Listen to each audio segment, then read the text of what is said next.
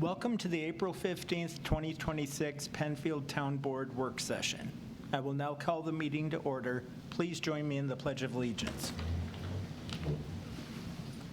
I pledge allegiance to the flag of the United States of America and to the republic for which it stands, one nation, under God, indivisible, with liberty and justice for all.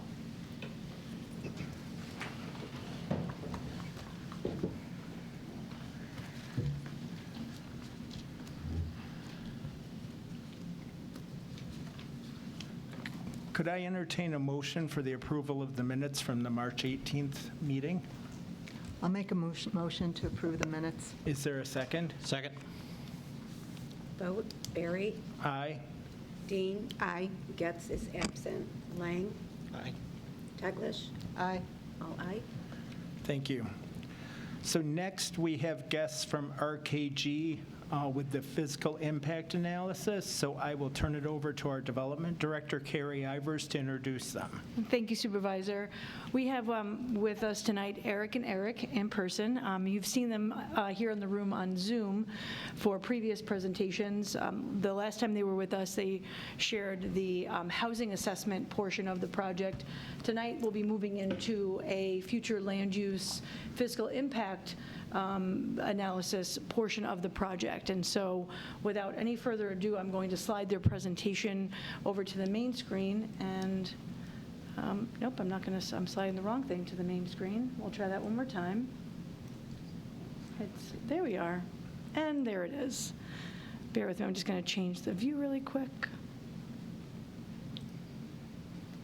And without any further ado, I'll hand it over to the two Erics. Great. Thanks, Carrie. Hi, everyone. Great to see you all in person, which is always nice.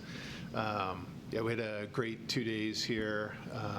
Today we did a very in-depth tour with Carrie and Mark and other staff members of Penfield. So, you know, we've been looking at everything from aerial photography and Google Maps, but it's been great to kind of get eyes on the ground.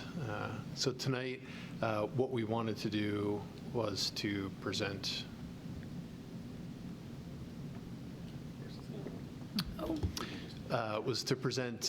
some of the work that we've been doing since we were last together around kind of scenario planning and trying to think about what might be certain development decisions that the town may face in the future when it comes to where development may locate. That could be new development in new parts of the town. It could be redevelopment in existing areas. What might that look like hypothetically in the future, and what might the potential benefits or drawbacks of developing in certain areas be? So we've been working with staff on some of the tools that we've been building for the town. And tonight we would just like to share some of those findings with you. And certainly if you have any questions, we're happy to answer those. So we're nearing the tail end of the study, and I'll refer back to this at the end of the presentation, but after tonight we'll be moving right away into the strategic framework and kind of recommendations for the town, and then once we've had a chance to vet that with everyone, then putting all that together into a final report and delivering that to the town as well.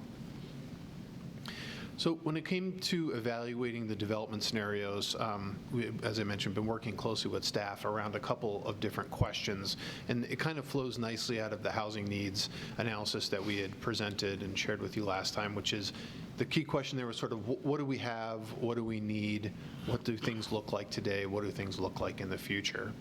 The couple of tasks that we've been working on in the last few weeks is, okay, if we know sort of generally what we need, where would we want it to go, or where might the priority locations in town be for certain types of development? And I will mention that these pieces sort of go beyond just looking at housing.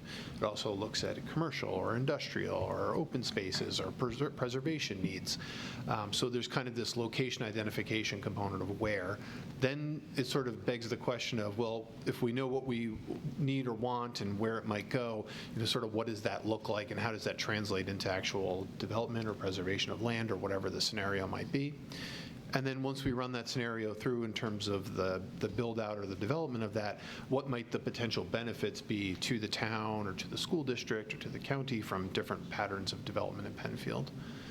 of course, the last question is, if we're happy with all of that, how do we actually get from point A to point B, which would be the part that we're going to work on next.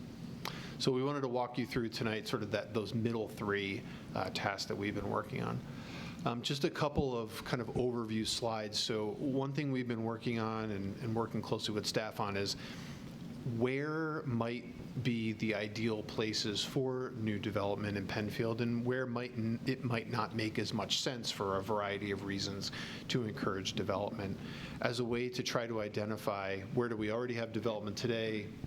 We know what we have on the ground, but as we start thinking about the future and sort of meeting the goals of the comp plan or the housing needs of the community or job growth or preservation, where might it make sense to do certain things? So we built what we call a parcel prioritization tool, and it essentially, if you think about it, it's sort of layers of information stacked upon each other, and it gets down to the parcel or the lot level. And for Penfield, we looked at things like, what's the current land use there? How is the parcel or area currently zoned? Is it already protected? Is it already protected open space that we want to make sure we avoid from a development standpoint? Is it close to things that we care about, like public transportation and bus stops, schools, access to parks? And then is it constrained or impacted in any way from an environmental standpoint? So beyond just is it protected, but does the parcel or parts of the parcel, are they impacted by floodplains or wetlands? Is there critical habitat? Are there slopes that it doesn't really make either financial sense or environmental sense to be building upon? And then does it have access to public utilities like sewer? We know that's really an important aspect if we're thinking about growing in certain ways versus others. So some of the maps that we'll share with you in a minute on a couple of other slides, you'll see they're colored from, it's sort of like a heat map.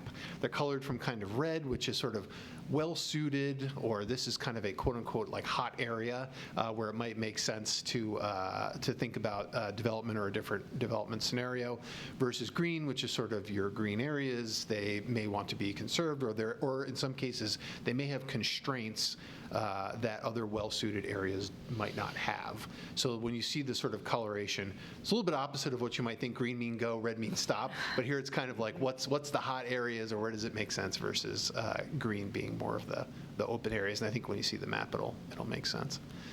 The second component that you'll see on some of the slides is we built a tool for the town that sort of looks at what are the potential revenues from a hypothetical development scenario, or certainly a development scenario that may come to the town in the future from a revenue standpoint. So this was really around like property taxes to the town, to the school, to the county.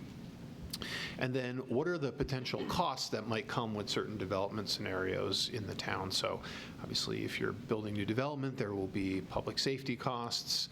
At the county level, there will be school costs for the school districts. But then there would be things like infrastructure costs, right? So road maintenance, road extensions, sewer extensions, those things that require a one-time investment, but also ongoing maintenance. And then certainly the town has employees who are providing services to residents, and in some cases, maybe businesses and employees in the town. So there are costs associated with that. So at the most highest level, the fiscal impact model says, how much might this generate in revenue? How much might this generate in costs? We sort of subtract the two, and at the end, we would hope that it would come out fiscally positive for all parties involved. Now, I will say that there may be some points in time when maybe a development doesn't necessarily have a really positive fiscal impact, or even a fiscal impact that's positive at all, but there may be other reasons why that type of development, could be housing, could be jobs, could be services, are really important to the town, where fiscal is not at the top of that decision-making matrix. So I just want to say that just because something may not come out as positive, there may be other reasons why cities and towns across the country decide to invest in certain decisions. And then beyond housing, the fiscal impacts can be measured with the tool for housing, office, retail, industrial, and hotels. We sort of built in a couple different land use and development types.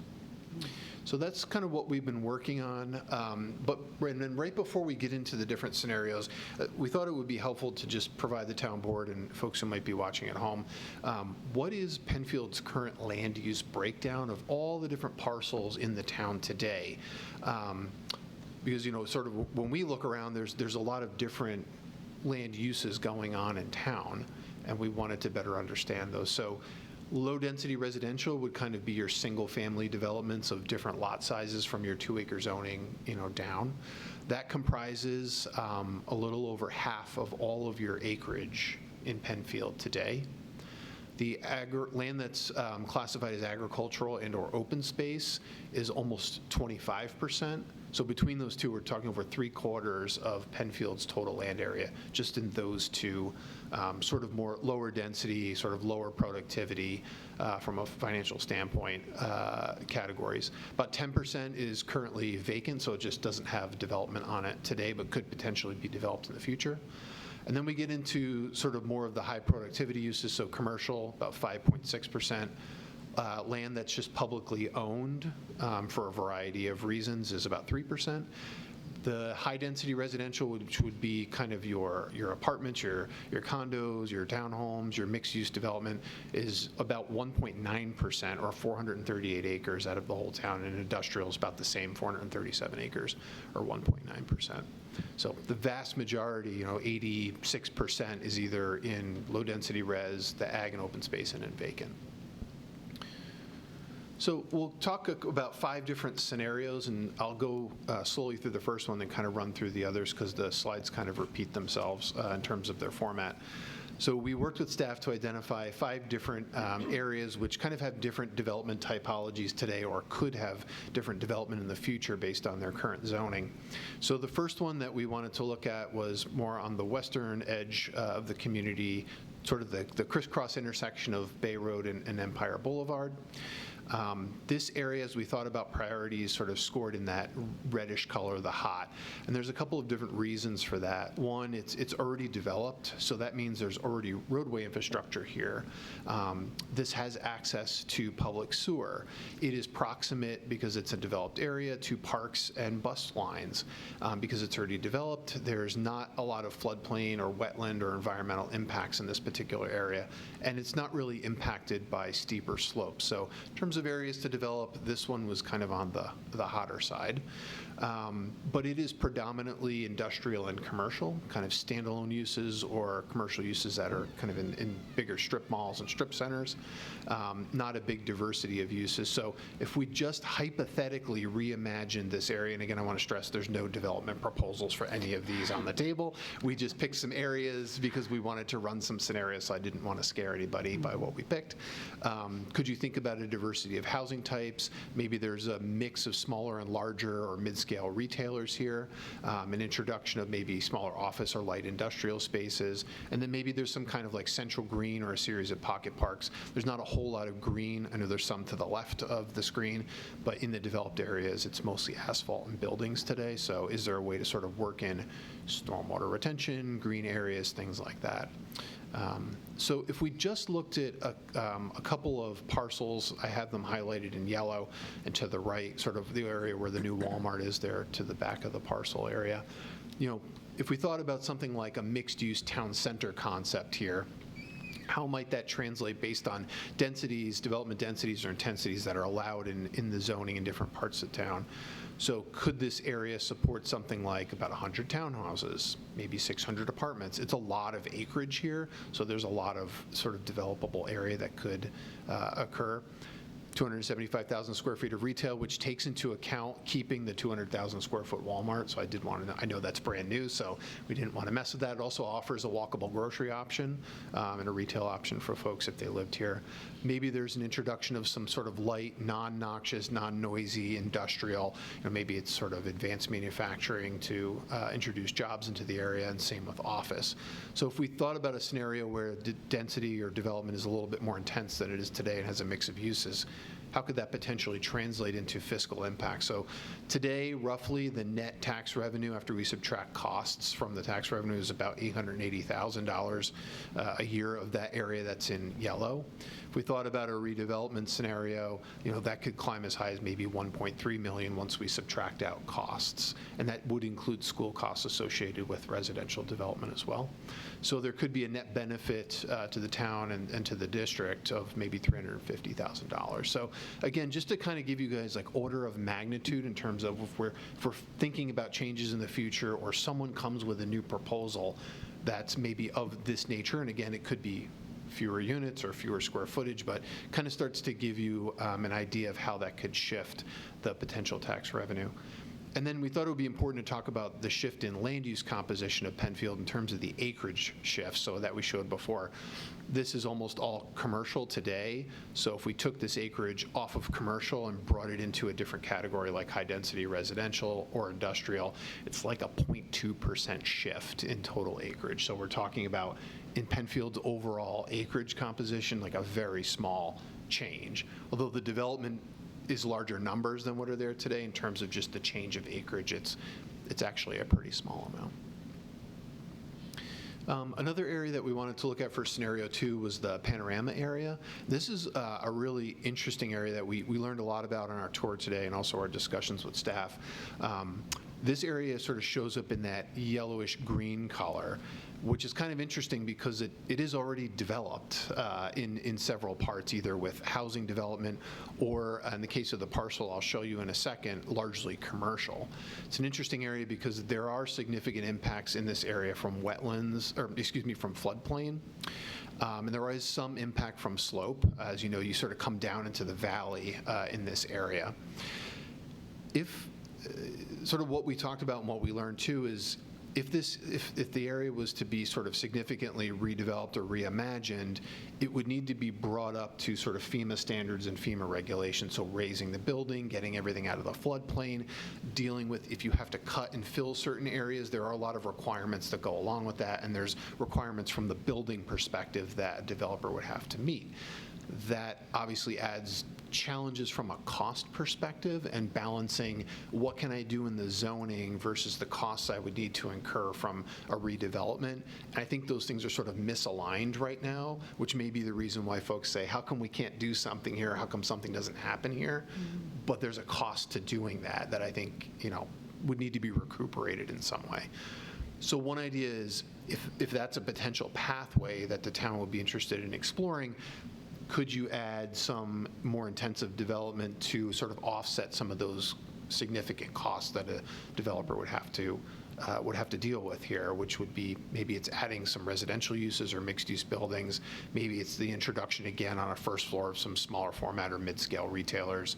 Certainly maintaining like the Panorama Park because it's near the river there, and then making sure that we have that stormwater retention basin to the rear that's there today. So we don't want to mess with that stuff because that's what's helping us mitigate some of the flooding issues.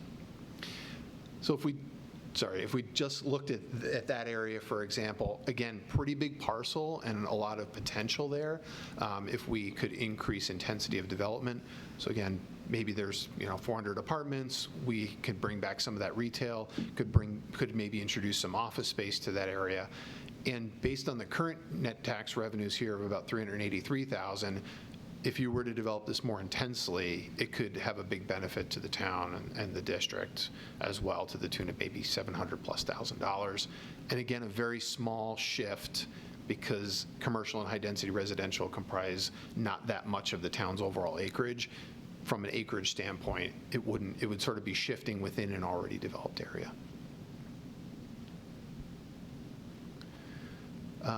Scenario 3, also really interesting and sort of challenged, but from a regulatory zoning perspective. We looked at a location near the intersection of Fairpoint 9 Mile Point Road and Penfield Road, which is some frontage parcels along the north side of Penfield Road that are currently zoned business non-retail. We feel, and these are sort of the smaller red parcels that are right along the north side of Penfield Road. Here we've got already developed area. Most of the parcels are served by sewer or at least in close proximity to sewer. Minimal impacts again from floodplain, minimal slope, and I didn't finish that bullet for some reason, but proximate to some park space and to some public transportation. Right now, largely commercial and or sort of single-family homes that are along that stretch there. Could this mirror something more like what's in Four Corners, so smaller scale buildings that are fronting along Penfield Road, maybe they're in that 2 to 3 story range rather than in 4, 5, 6 story range, and maybe they're mixed use, so there's kind of maybe housing above smaller format retail.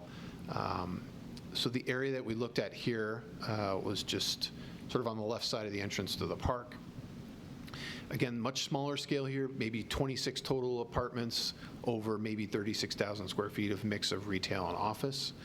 Again, the tax benefit, because of the size of the development that we were talking about here, not as great.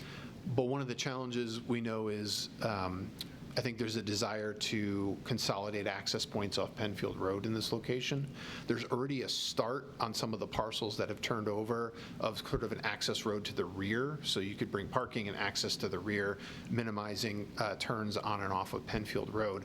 But one of the challenges is in order to do that, if you're going to redevelop, you now have to sort of undertake the cost of putting that road in and moving the parking and redeveloping the building. So could you sort of give a zoning change there to give a little bit more density as sort of a carrot to then get the public infrastructure on the backside? So sort of giving something to get something from a transportation and safety standpoint. So that was kind of what we talked about with that potential opportunity. Okay, now on to kind of an interesting one. So moving from our more heavily developed areas of town into areas more toward East Penfield that are not as developed. So here we're looking at an area, Penfield Road and Salt Road. Again, totally hypothetical. What's that? Very randomly chosen. Yeah, randomly chosen, totally hypothetical. Again, from a development standpoint, significant impacts from floodplain and wetlands on many of the parcels out this way. They are not many of them are not currently intensely developed. They may have one homestead or one farmstead or one house on them. We do have slope. We are not connected to sewer in many of these locations, and much further from kind of like daily service needs, things that people tend to want to go to or need to go to on a daily basis. So here, working with staff, we looked at 3 different options just to kind of give you a sense of some hypotheticals here. One could be resident. This is currently zoned in the rural residential, like the 2 acre per unit. So one would be, what does that look like at 2 acres per unit? Another would be, what if we thought about kind of a more of a cluster subdivision, same number of homes, but on smaller lots? And then the third would be, what if this became a solar farm? There are other parcels sort of in East Penfield that are examples of that. So what could those 3 options potentially look like here? So right now, there's a current net tax revenue of about negative $14,700. Now, that negative comes from, there's one house on here that's generating property tax revenue. But if that house has even one school-age child, the cost of that greatly outweighs what they're paying in property taxes right now. So that's why you see the net negative. Again, that assumes that there's a student living there, so taking more of a conservative approach to the analysis. If we had 10 homes there, we're looking at almost negative $80,000 for that, assuming that each house has about one child. And you're going to have to maintain public infrastructure in terms of a road. You're going to need road access off of probably both Salt Road and Penfield Road, sort of a loop road that would go across the parcel, connect to those 2 roads. If we think about how much it costs to maintain that or replace that road, we sort of amortize that cost over the life cycle of a road, let's call it 20 to 25 years. That is about an $8,000 cost. Obviously, the town wouldn't do that every year, but if we amortize it over 20 or 25 years, that would be a cost of about $8,000 a year. So it's not just the service costs on that, but it's also the ongoing sort of maintenance of public infrastructure. If we thought about a cluster subdivision, so it would have a similar impact fiscally, but the life cycle road cost goes down because you're clustering those houses onto a much smaller portion of the land. You're hopefully then preserving the remainder of what is not developed, so it sort of keeps that open space available for the community, and your life cycle costs drop pretty significantly. Solar farm, on the other hand, again, it's totally a debate of how the town would want to move forward with that type of a use, but has a positive tax impact because there are no service, there are no like public service costs really to a solar farm that I'm aware of, and there wouldn't really necessarily be any infrastructure except maybe a dirt road that folks who need to repair them could go in and do that work too. So again, just complete food for thought for you all as you're thinking about, these kind of areas of East Penfield. Okay, last one, mixed-use development district. So we're along Fairpoint 9 Mile Road, up near the Arbors in that area.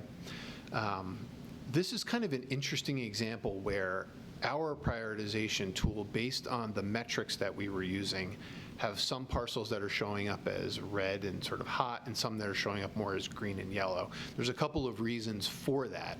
This is not to suggest that these are bad areas or areas not to prioritize. It simply means there are things that those parcels probably need to turn them from green to red. So one thing that's critical would be access to sewer. We know some of these parcels are already connected, but some of them aren't.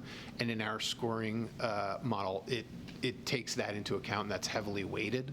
Same with, is it already developed or not developed? That's also another heavily weighted criteria. But on the good side, I think minimal impacts from the environmental standpoint, which I think is why you're seeing investment in this area. And there is sewer in the area already, so extending that to open up development on new parcels would be less of a challenge than if you were much further to the east in Penfield. Again, I think sticking with the intent of the mixed-use development district, thinking about a mix of residential types and a mix of densities, similar to what's been brought out here already. Just a general mix of retailers, mix of restaurants, could be a mix of sizes, same with professional or medical offices, and then sort of, again, integrating some of those centralized green spaces, plazas, as has kind of been done out here. So kind of following the model that was established in the mixed-use guidelines. So we took a look at this parcel, which many of you probably recognize as being proposed for a Costco a while back. We did cut out the one parcel where I think there's an active sort of development proposal there right along for a 0.9 mile road.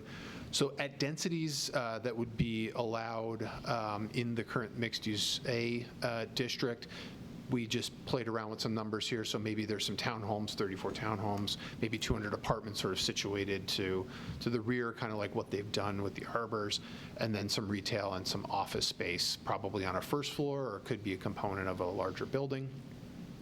The tax revenue implications are pretty significant in this case because right now the land's either vacant but developable or under kind of ag or low-density residential designation from a land use perspective. So here we see pretty big net benefits of a development of that size. And again, we're talking about pretty small shifts in the overall acreage composition for the town. Alternatively, we thought it would be interesting just to tell you like what a 50-unit single-family development might look like.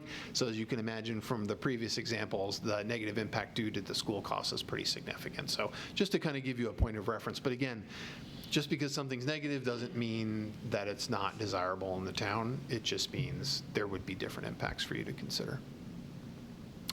So just to wrap up, as I mentioned, by mid-May we'll be working to deliver the strategic framework and the recommendations based on all the work that we've done so far, and then we're looking at mid-June for our final deliverable. Great.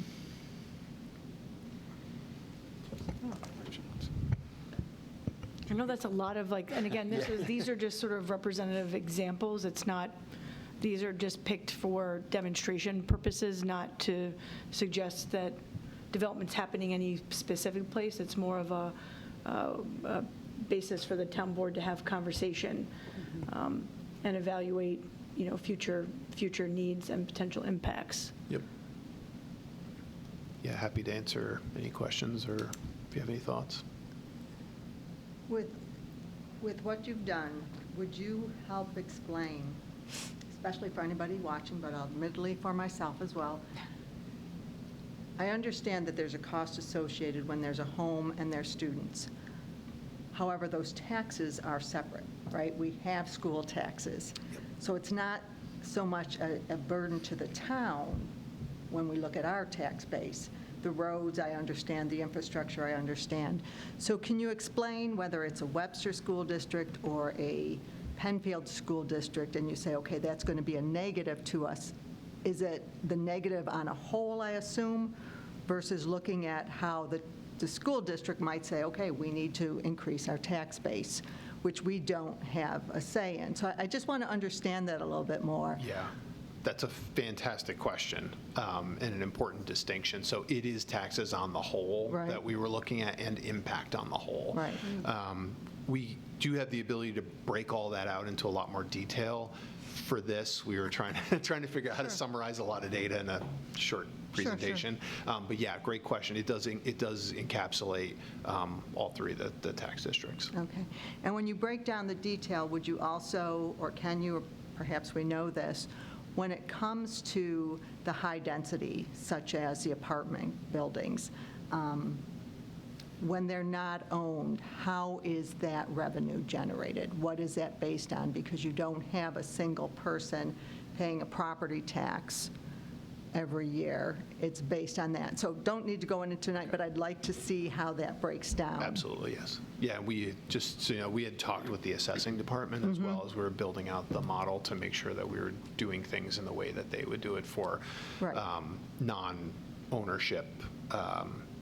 And the same for commercial, it would be the exact same thing, right? They pay taxes, but it's calculated a very different way than my house is assessed at this, so my taxes It's very are this. clear cut with housing. Yep, totally. Nope, totally get that, yeah. And especially when you talk about commercial, it's not just the assessed value, then, there's a sales tax, a county sales tax that we get a portion of. So that to Yep. me is where it becomes just a messy scenario. Yep, yeah, no, great questions. I have a question regarding, specifically, it came to mind when you showed the panorama area, the scenario 2. If you were to talk about those hypothetical possibilities, and when you talk about the cost and the impact, that is assuming everything would be a new build and there would be no demolition? Because I'm trying to envision, when you look at a map, you can't necessarily tell where it is in relation to where buildings are already there.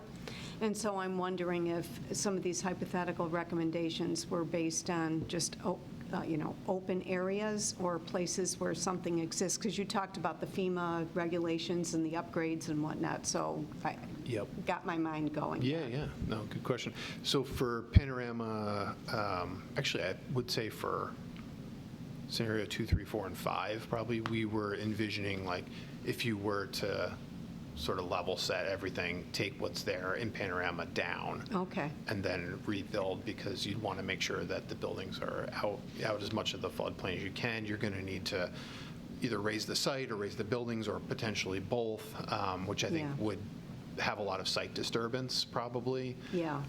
So I don't, and because of where that kind of retail center is situated pretty far back from the road with the parking in the front, there may need to be a reorientation of that building, so maybe the building needs to get closer to the road or further from the road, Yeah, something like that would be just an incredibly huge project, because of For sure. everything. Yeah, because where it's located, the deficits that exist there already, trying to get it up to par and then build on it. Yeah, I can see that being a very big, Yeah.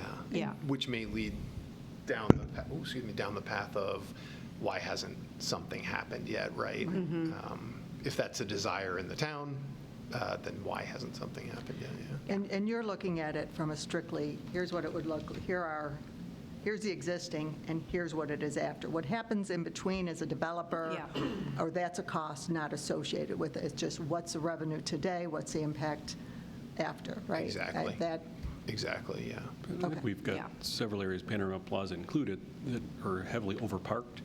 So even looking at Baytown Plaza, there's areas for infill in there. So I think some of that, you could keep what's there and then infill with, other uses, because we kind of ran on the parking of your 5 spaces per 1,000 square feet or whatever. So we've got parking lots that are, well over capacity of their needs. So I think we're starting to see some developers come back and infill some of those parking areas, build other stuff.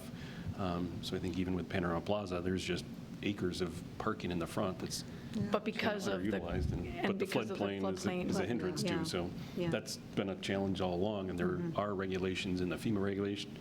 If you do more than a 50% upgrade on a building, you need to bring it into full compliance with current regs. So that's why that plaza, that area struggles a bit, because you can't do too much, then you need to totally upgrade. So then you would be in a scenario of demo it all and then build brand new that is fully FEMA compliant. So that's and for why that's a history tough spot. purposes, that plaza dates back to 1959, which likely predates the FEMA regulations and certainly current iterations of it that apply today for the standard of development and what's required.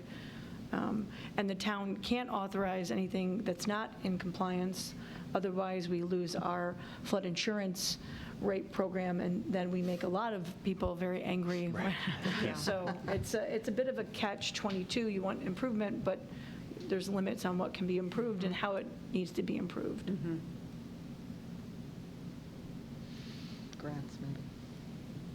Any other questions? No. Hey, thank you, gentlemen. Thank you. Yeah, thanks. Thank you. Yeah, they're Great to see heading everyone on. in person. Safe travels back home. Yeah, they're leaving tonight for a family obligations require them to make the drive home tonight, so. Safe travels. Yeah, thank you. Yes. Thank you. Thanks. we can't- And thunderstorms are going to be chasing them back to their hometown. Next, we'll be moving on to public participation, and I want to review some rules for public participation. Members of the public who wish to address the board are asked to complete an intent to speak form available just inside the auditorium entrance. Speakers will be recognized by the supervisor, invited to come forward and be seated at the table, to speak directly into the microphone, and to state their name and address for the record before beginning their remarks. Each speaker will be limited to 5 minutes. Comments should be directed to the board, and any questions should be directed to the supervisor. Those who have not completed an intent to speak form may have an opportunity to speak after all registered speakers have been heard. At the supervisor's discretion, a speaker may be allowed to address the board a second time. Madam Clerk, do we have people signed up for public participation? Yes. Sarah Jean Deitzinger of Willowhurst Drive.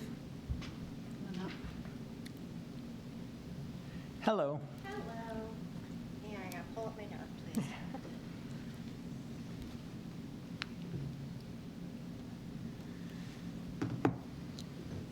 Hello, everybody. Hello again. Hi. Welcome back. Sorry I couldn't be at the last one.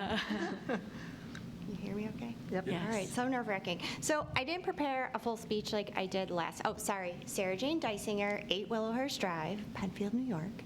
I didn't prepare a formalized speech like I did last time. You can obviously read that. I included comments from our neighbors, from our neighborhood chat that we have, but really I just kind of wanted to speak from the heart, and I actually really appreciated hearing the presentation before, because as you consider this and what you're going to do for this, well, I guess 2 intersections that have come to light, it really fits into that planning piece of what you need to consider as a neighborhood grows, develops, and changes over.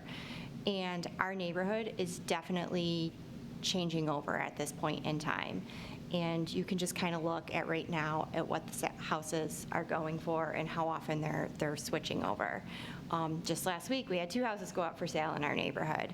It's a fantastic neighborhood. I will tell you, prior to this, my husband and I lived in the city. It was great when we were young. We had kids. My kindergartner, or I was preparing for a kindergartner, and we specifically looked at the Penfield Garden neighborhood and the neighborhood across from us next to the high school as a target area out of all of Monroe County. It is a fantastic area. My kids we ride our bikes to school. We go to cobbles, we can still ride our bikes to school. There's a bike train that goes to Harris Hill. I saw our neighbors as we're driving, there to my school.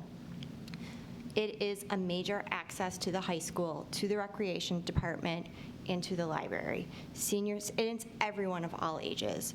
It's senior citizens, it's kids. It was amazing. I got out of my house because I heard so much noise at 11 o'clock one night, and it was a parade of kids going to greet the champions as they were coming in. It's just a very busy area. And as you're talking about access roads and back entrance roads that we have in place off of 441 and other areas of businesses, that Brentwood, Willowhurst, and Kenmont roads are used, even Henderson is used as a back entrance road.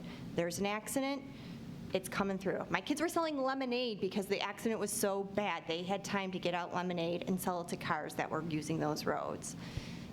It is a constant highway for high schoolers. They're not paying attention. I had a girl that swerved the other day because she didn't even see me coming because she was on her phone.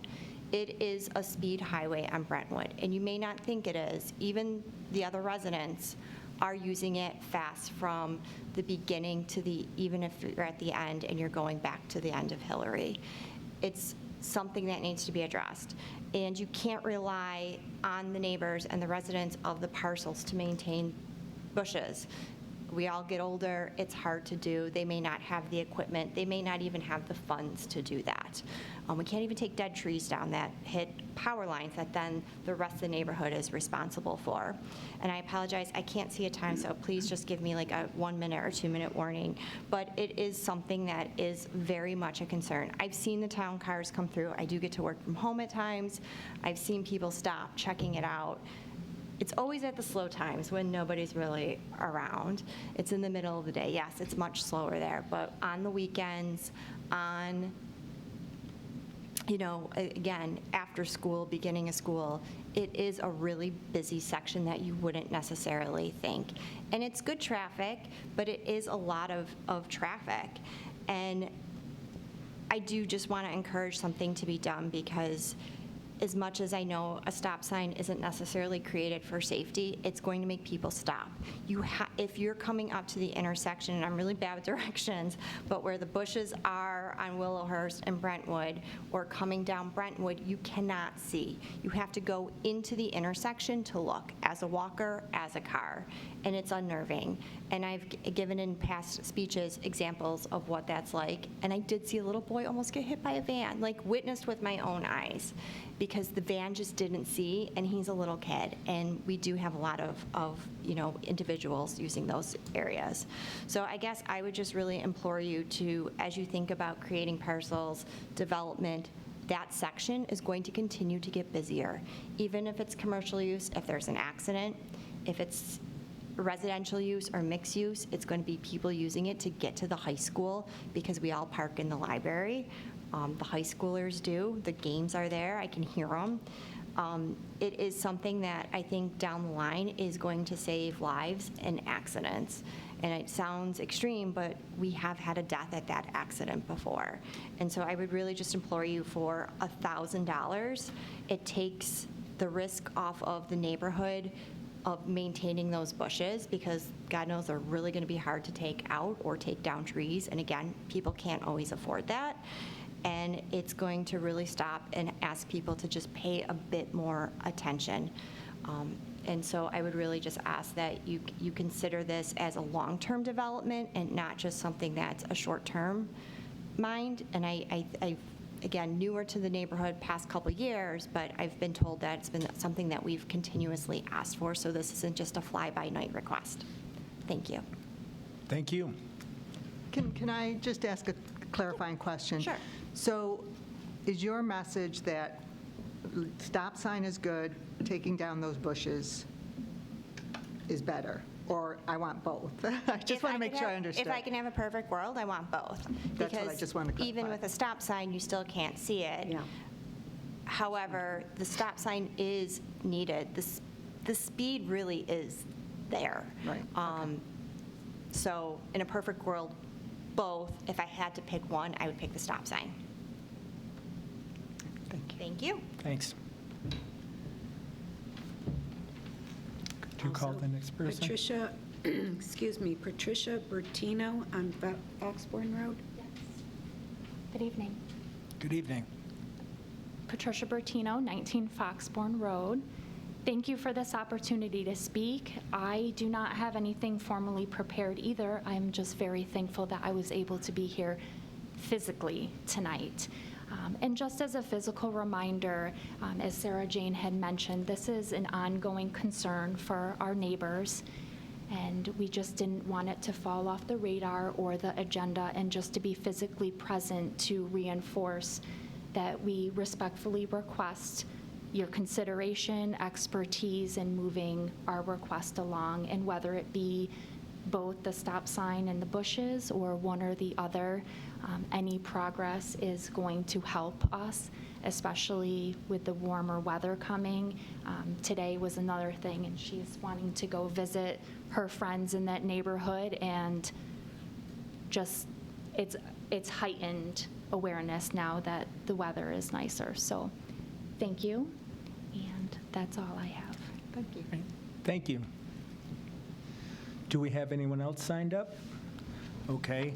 There are no action items, so we'll move on to informational items. The first one is the follow-up on the local law to amend Chapter 11 to allow video conferencing, and that will be with Carrie Ivers. Thank you. So I just wanted to follow up. We did have the public hearing on this matter on April 1st. The April meeting, I'm not sure if it was the 1st, apologies, at the legislative session. I think it was the 1st. The local law is prepared and you have it in your final form. However, there's a sort of a referenced policy that's still being finalized and tweaked. And so we'd like to bring those two items together at one time. And so while we staff work with the attorney to finalize the policy, we bring those back to a future work session for you to consider both. Because the local law does reference, or the regulation does reference a policy, we felt important to have the policy finalized so that both could be adopted on the same legislative session. So more to come, just wanted to give the update and let you know it's not been dropped. Were there any questions on that? All right, thank you. Next, we'll be moving on to town project updates with Ms. Ivers and Mr. Valentine. I'll let you go. No, you, after you, sir. So just wanted to kind of run through some of the projects, things that we've going on, as well as some of our studies. So first, if anybody's been down Jackson Road, sidewalks are going in fast and furious. So we started at the corner of Plank and are heading south. Watch out if you're in. And also watch out, please, we've posted some stuff on the website. They do have cones during the day. They are putting traffic safety up. But just a reminder for people to slow down while, contractors are working along the shoulder of the road. But they're working along well with that. They'll be down here by the end of the month, down to the ambulance corps.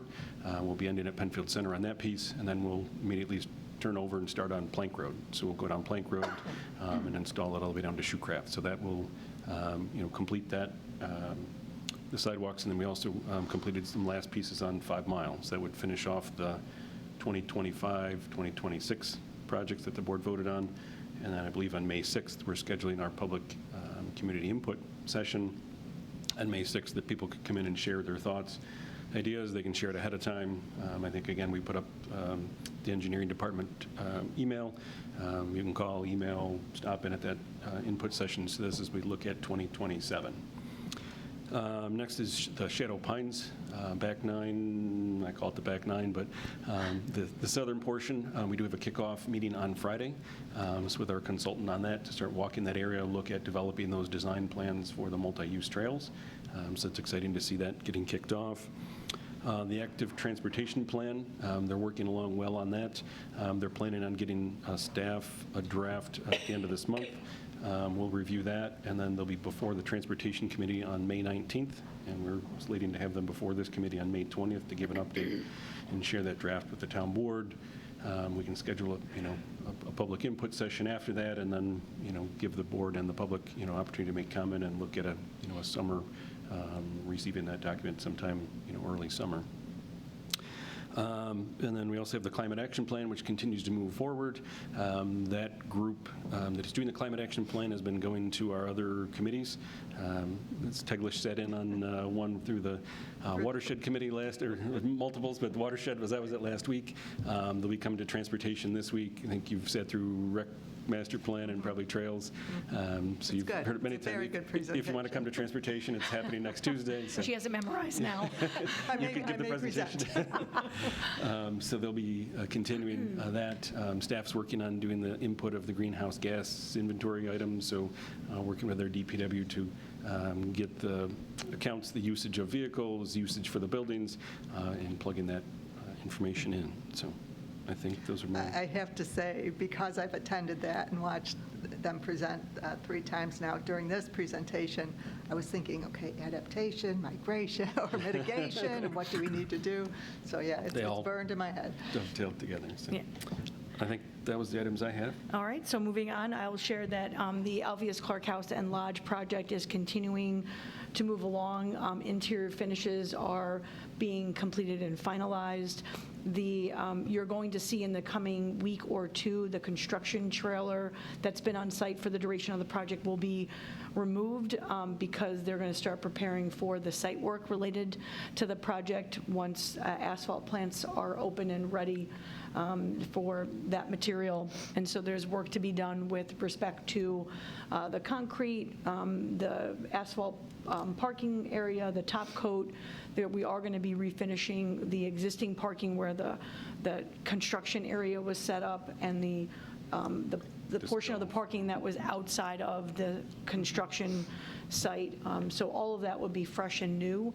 And then the trail connections that are part of the new building, a new site portion, will be going in as well. So that's going to be taking place going into, starting in May, more than likely, April into May.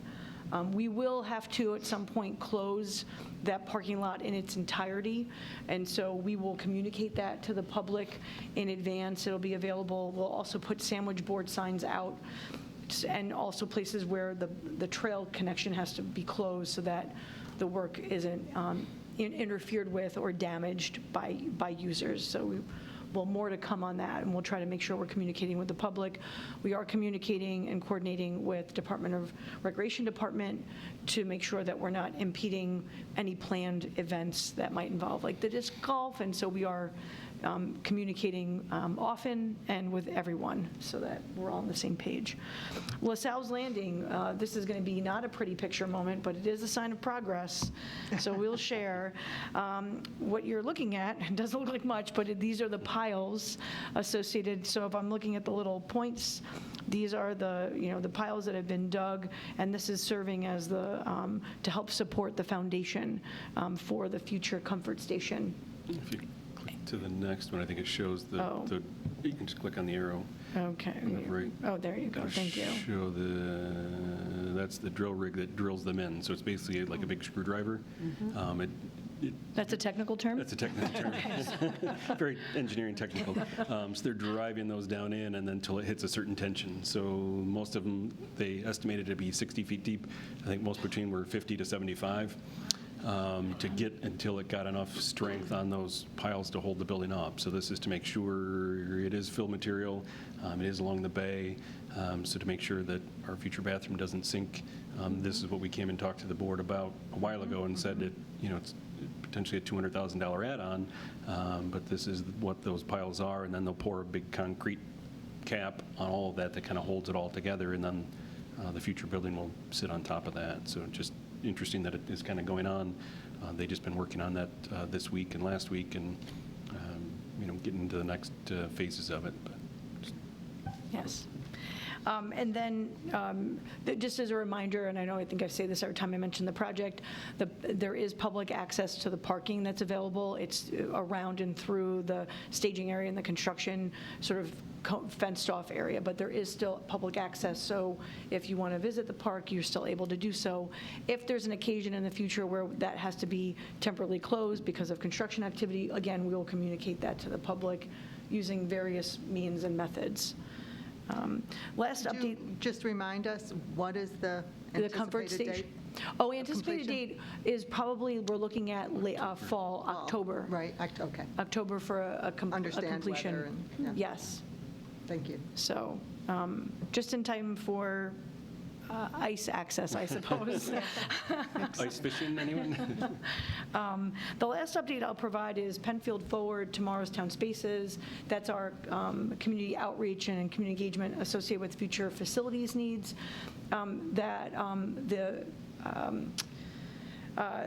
The community survey is now officially closed.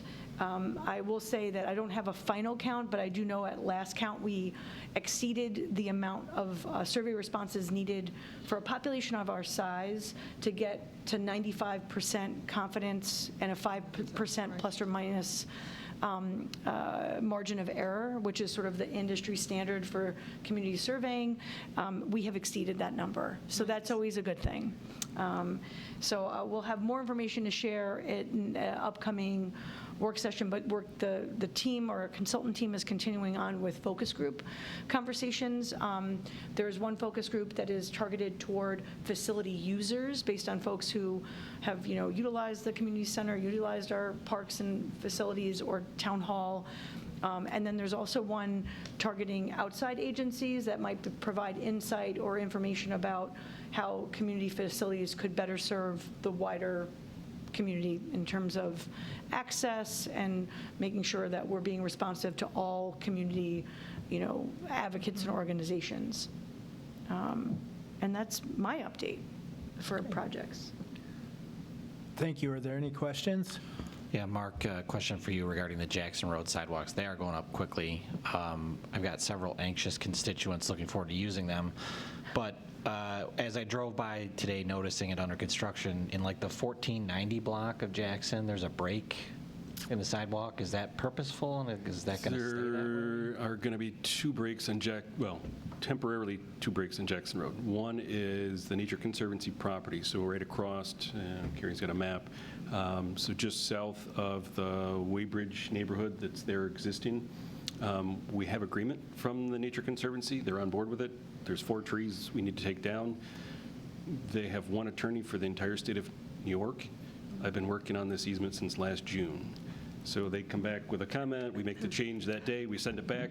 2 months later, they come back and say, oh yeah, we've got one more question or one more revision. We make it that day, we send it back 2 months later. So that one is a temporary break. I do have one resident that we need easement from that has refused on Jackson Road. So we will have a potentially permanent break on a lower section of Jackson Road that they've been unwilling to grant an easement to this point. So the rest of the people, we have it.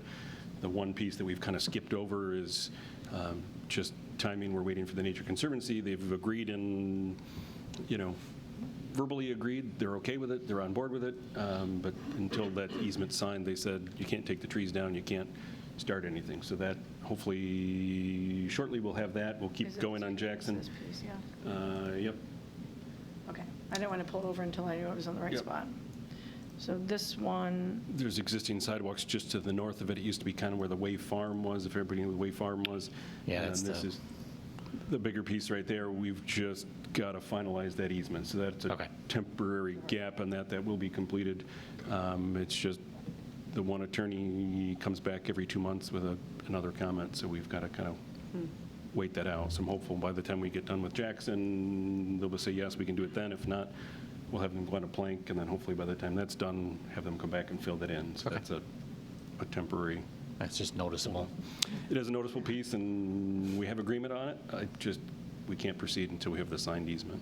Makes sense. Are there other questions or comments? All right, thank you. Next, we'll move on to held items. There is one, the follow-up on the local laws to amend the stop intersections, and that is with Mark Valentine. So this was, we were waiting for, and Carrie can bring it over, the surveyor to go out to survey where the shrubs are. Kind of much as we anticipated, they kind of straddle the property line, so it's not clear that they're 100% in the right-of-way or 100% on private property. They kind of straddle both. So I don't know where the board wants to go with it. I know that was information you were looking before making a decision on moving forward. Depending on how the board decides, if we are taking the shrubs out, are we replacing them?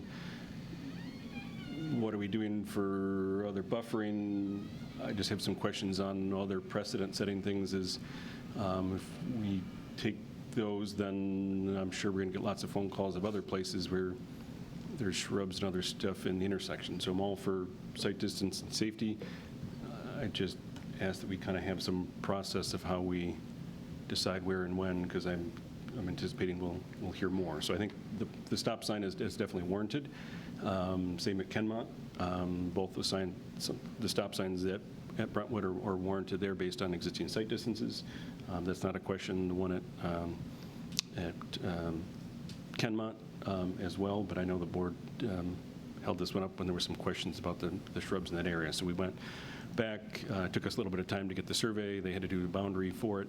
As you can see, the shrubs do kind of straddle the line between, so they are growing into the right-of-way. I know the Parks Department, Highway Department went out and trimmed them as much as they felt they could without damaging the shrubs. I mean, they could trim them back to the property line, likely would either permanently damage or potentially kill the shrubs.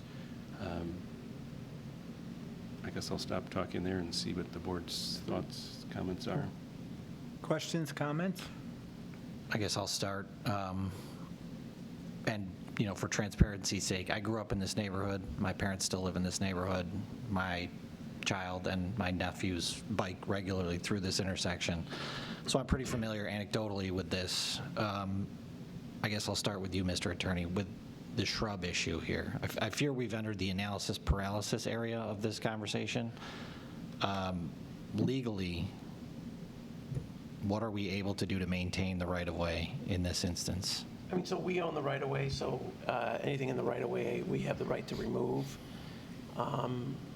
You know, so I don't know if we've talked to the owners there about, because it also serves as their buffering too, so. Is there any inherent liability risk if we don't maintain the right-of-way and an accident occurs? Because of it's attributed to sightline? Well, I suppose an attorney can make that argument. So there's a risk that that could be the case. Inaction, now that we know, now that we're aware that both it's a sightline risk and it's in our right-of-way, don't we now have an inherent risk on our hands that we need to mitigate?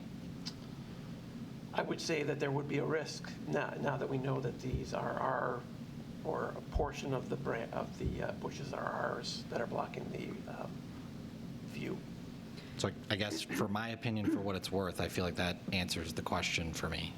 And do we know, are they in fact, I know you can tell from there they're straddling, but it looks like the majority of what I can see Yeah. is in the right-of-way. So I wonder if decades ago they were actually planted in the wrong spot. Do we even know that? Because it's odd that so much of it. Yeah, I mean, it's likely that the trunks, if you will, of these are in the Yes. right-of-way.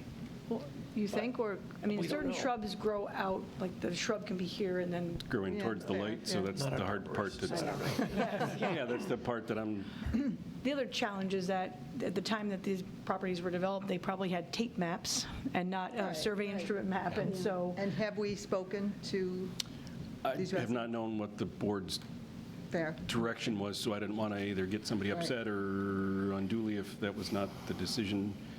Well- If it is, we can speak to them, but then if we take them out, But where are we replacing anything? What's the board's stance on that? Where would, Carrie, could you point, where would a stop sign go? bear with me for a second. I think it might be helpful to pull this up Okay, yeah. into Yeah, Street View Google or, Street View. That's fine, because what I'm thinking is if those bushes, it looks to me like they're out in the road. No, They're just showing the center line, they're not showing the Yeah. edge of Right. pavement. Okay, so the Google where Street View will is, help with it. do they, I wanted to know, here's actually my question is, can you see a stop sign with those bushes there? so I'm going to, let me get to Yeah. So the you gotta go, intersection. This Go is- up Brentwood there. Well, this is. So there's the hydrant that you're seeing on the map here.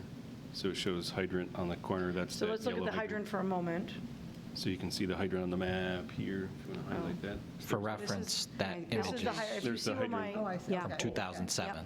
Yep. That image is from 2007, just so that we're oh, I can see all on if the I same can page. You can update. see the hydrant there. This picture is from Oh, yeah. 2007? August of 2007, so they've grown I significantly. see more dates. Yeah. Where? Upper left corner, where the date is. Review box, Oh, thank you, yeah. on the Nope. green, there you go. I'm sorry, I don't have my readers on, apologies. That might as well be, So There's there's the a 12. 2024. we got this. Or there's- There you go. Okay, I Okay. see. Oh, you can see how they've grown. So it looks like Yeah. the Water Authority has done their trimming around the fire hydrant, I see. which they do on a regular basis. So in this instance, Stop sign would be located somewhere around here. right here, Yeah. I see. When you looked at it, Mark, didn't you do a site analysis on a stop sign and the viewing distance? I think we had about 65 feet. And what did you need to have for the general recommendation? 200 feet. So theoretically, without the bushes there, you'll get your 200 feet? The bushes come out? Yeah. Yeah. Okay, so these bushes have been trimmed, but we don't know what they look, well, they're not in bloom right now either, right? Correct. Yeah, they were trimmed in the fall. The Parks Department went out and trimmed them as much as they felt they could to trim them back. But obviously, as time goes on and the true shrub gets bigger and woodier, you're cutting back into the kind of the base wood and no longer, a green shrub. But obviously, Sometimes, though, if you're willing to look at ugliness for a couple of years, you can trim them way back, and then they do come back. But I don't know in this particular case if that's yeah, we can feasible. speak to our landscape consultant. We get a Bruce Yeah. Zaretsky look at them, and some shrubs you can almost trim to the ground and they'll come back. Yeah, I would like to know that I before, don't know the species, and yeah. Did you say that where is the stop sign? How far off the road does it have to go? Like, is it into the tree line, or is it? I mean, it'll be about where Carrie's hint is. There would be so it's short of the corner where you'd put the stop bar. Yeah, the bar would be somewhere right around here. But So with it's right them, you're before going the- to have to inch out. Even if you stop at the stop sign, you're still going to have to. Well, remembering Right. that, yeah, you'd be looking to see if, And you'd be able to there's- see the stop sign. Yes, the stop sign, but then, There's an existing stop sign on that other Right. cross Yeah, street, there's and a you do have stop to sign inch right out here. Yeah. now. right. I mean, with street you're trees. They don't and- have the bushes Here. there.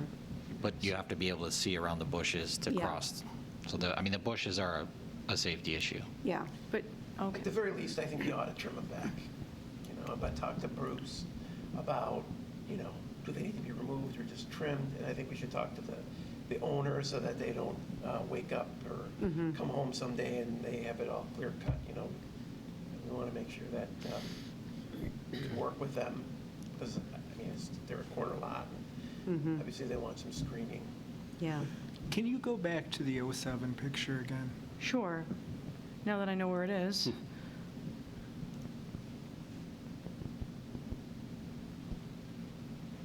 They've grown out, haven't Yeah, it they? really Yeah, I mean, has. That's Significant. That looks so They've much come nicer. out. They've come out, Yeah. yeah. So that's the hard part is, are they growing towards Right. the street for whatever reason, daylight or whatever, or are they just getting bigger overall? Is it? Oh, look at Just what could a be the difference. nature of that type of bush. I don't know. Yeah. So if we look What year at, is that one? that's 12. 2012. And now those Wow, look at those trees, Those yeah. have gone up. I'm not an arborist either, but those look like Thuja arborvitaes, and they grow 3 feet every year. No. Okay. Yeah, well, it Yeah, looks, and there were no arborvitaes in 2007, so. And it looks as though they were planted in the right-of-way from that picture right there. That'd be very close. They look like this part of our clump of, in our survey, that looks like that's all grown together. Yep. So I guess 2 parts. I mean, do we want to separate, does the board want to move ahead with the stop sign? We can do that in the short term. yeah. Pass the local law to amend to add the stop signs, and then I can reach out to Bruce if that's item 1, if we want to separate that. And then second item is, can they be hard trimmed back? Right. See Can if- they- What's the Exactly. growth rate? What would it What's- do to the health of the bushes? Will it kill them? If it's an unattractive situation that the neighbors have to deal with, will they come back, and Yep. get it closer to what it looked like in 2024? But I think that for those residents that live there, they're going to, I would think they are most interested in having a buffer, so it might not be trimming them back. Right. How rapid is the growth? So maybe the landscape architect can tell us that and then say, perhaps it is a replacement, Yeah. and this is what would be best. And then if we do remove them, Do does we- the board intend to replace them? That's the big, Because I know Yeah, that's, we'd have Then to- you're going to set a precedent about Yeah. doing that. I do not, and I will say that we have an obligation to maintain the right-of-way, Right. regardless of what it does to the landscaping. It is our property, that is our right-of-way, and it's a safety issue. We've identified it as a safety issue. So I don't know what other discussion there really is. just so I'm have all the answers when I got to go talk to the neighbor and tell them we're taking your shrubs out, and they say, what's the town going to do, then I just want to make sure I'm understanding and speak for the board, that I'm just clear with what I'm telling them. Well, I'm just one voice, but that, I think, Well, I do think we need to work with the neighbors to, for some sort of, something that addresses the safety issue, because I'm very concerned about that safety issue. And hopefully there is something that the town can do to maintain those shrubs. But we don't have that information right now, and I think we need to get that. So let's break these apart so that we know, for here, does the board want to ask staff to prepare a resolution enacting the local law to add the stop sign? Yes.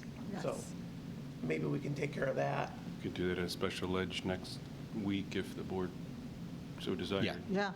Okay. Yeah. So we can do sounds that, good. and Do you then need anything for that, or- hopefully... We don't, we have the You got it, resolutions right? prepared. Okay. We just didn't know when to. All right. And then Yeah. hopefully, in the Okay. meantime, I can get a hold of our landscape consultant, can also have an answer next week as well about the shrubs. Yeah, maybe Okay. let's find out, it'd be nice to know where they're planted in the ground, and if they are all on our right-of-way, then, that's an easy answer. I mean, I think we do have a duty to clear the sight lines that are in the right-of-way like that. Mark, questions in the same neighborhood, but in a very different place. Brentwood Drive at 441. For years, there was a large hedgerow on the north side of the intersection. And at some point, whether it was the state or the town, they went and either asked the homeowner to remove the shrubs or they removed the shrubs. You have any? I'm not aware Okay. of what happened in that instance. Because the sight lines were terrible at that point, and, they've improved since, but they clear-cut that entire Am I heading in the right direction? hedgerow. You're headed the Yeah. right direction, but it's Yeah, Okay, keep heading right. south. a ways away from there. Okay, well, we're taking Yeah. a quick drive down Brentwood together. I only know this neighborhood, this is where I So- took my Only children to Mr. test. Rogers had that. So if you click one more time to get to the intersection itself, you look to your left. Oh, other left. Oh, So a little bit further to the left, that area right there used to be a hedgerow. You can kind of see a trunk, if you will, there. oh, yeah. So Yep. that's what it used to look like. Oh, wow, yeah. And so at one point, I know that there were Department of Transportation officials, I was too young at this point to remember who they were, and they clear-cut that because of a sightline issue. So And it is in the right-of-way, so I'm not sure if that was the town or the state or the county, but knowing that it's a state road, my guess would be the state. Probably the state controlling the intersection. But, the bushes are gone, obviously, so. Okay. All right, so it sounds like, let's just sum it up and kind of move on to the other stop sign. The desire is to remove the obstruction, and we just have to kind of navigate how we're going to do that. Right. Right? So, but it will bring the resolution to enact a local law. But for At both locations, just so I'm clear, so the other stuff, these were presented as two separate local laws, so that, is the board comfortable with moving forward with both? I think the question only. Yeah, we haven't talked about the other one yet. so- Yeah, Okay, right. forgive me. I need a refresher on the other one. Sure. That's- Please. That's Kenmont. Yep, I will get us there in a moment. In theory. Oh, Lord in heaven. All right, so bear with me for a moment. Let me do this not on screen, so you're not all Yeah, watching go, me that's fine. navigate. It helps us to know where we're going. Yes. I do like taking the little drive, though. It's like we're all backseat drivers for you. Bear with me for a moment. It's here, yes. Yep. You got it. So where it says Brentwood Drive, is that where the street? So this is the other location where Okay. we're on, this is Kenmont and Henderson. So here's, This is I won't say uncontrolled, but it's a T intersection currently. So proper driving practice, you would stop at the T, but I don't think that's been happening. No. I think people have been rolling through that locations, we were looking to add a stop sign here Right to around here. to reinforce that people had to stop. The sight distances, again, aren't great. So, it doesn't warrant a yield, but a stem of a T should be stopping anyway, or at least, you should be yielding to the oncoming traffic. You don't have to stop, but you should be yielding, and don't think that's been happening. So this one was more of a reinforcement of proper driving techniques at this one. I don't think there was any concern from the neighbors at this location. I think this just came up Seems in the clear fall. cut. Sightlines are good. Somebody's out for a walk. Yeah, okay. This is more of just a reminder of good driving practice. I think that we have those everywhere in Penfield. We do. We do, Just how it is, and yeah. I mean. We also have places that are like stop signs are treated as optional, Yeah. where Yeah. it's people don't stop for them. I mean, So hopefully, that's always the balance is, Right, if you put a exactly. stop sign, traffic control at every intersection, it becomes white noise. People don't pay attention to any of it, so you try to be judicious of where I you can put it, see the need here. but you put it, where it makes sense. And Was this one requested by neighbors too, or no? This one, yes, it came up, I think, as part of board members going door to door, in campaign season. It came up and was brought to Transportation Committee in the fall.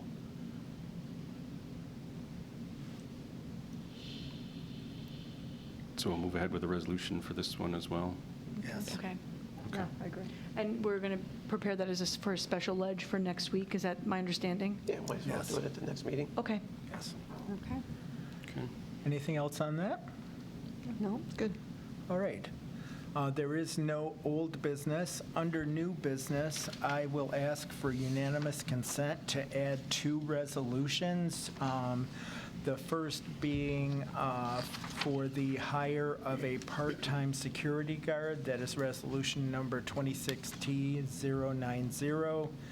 And the second being resolution 26T091 for the appointment of a clerk 3. So hearing no objection, I will have the clerk introduce those. 26T90 is appointment of Director of Part-Time Park Security Guard. Okay. And there was a vacancy, obviously, for a part-time park security guard. We reviewed and considered all candidates who applied. All Monroe Civil Service and Town of Penfield fair hiring procedures were followed, and the person chosen was Evan DeLeo, and that was with a start date of April 9th. But I would suggest we amend the title. It really ought to be I was just gonna ask that appointment of part-time park security guard. It's correct in the body of the resolution, but for the record, we should just note that it would be, if so, adopted, or a motion to adopt as amended, I would say. Okay.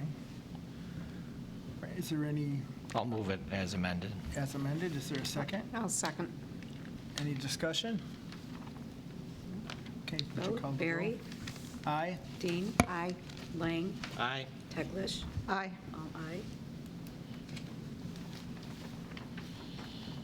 And 26T091, appointment of a clerk 3.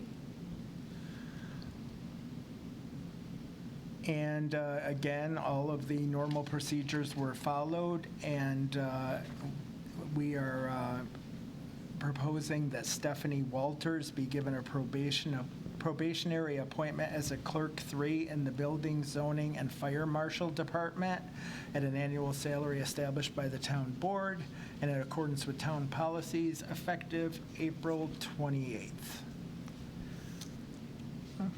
Do I have a motion to approve?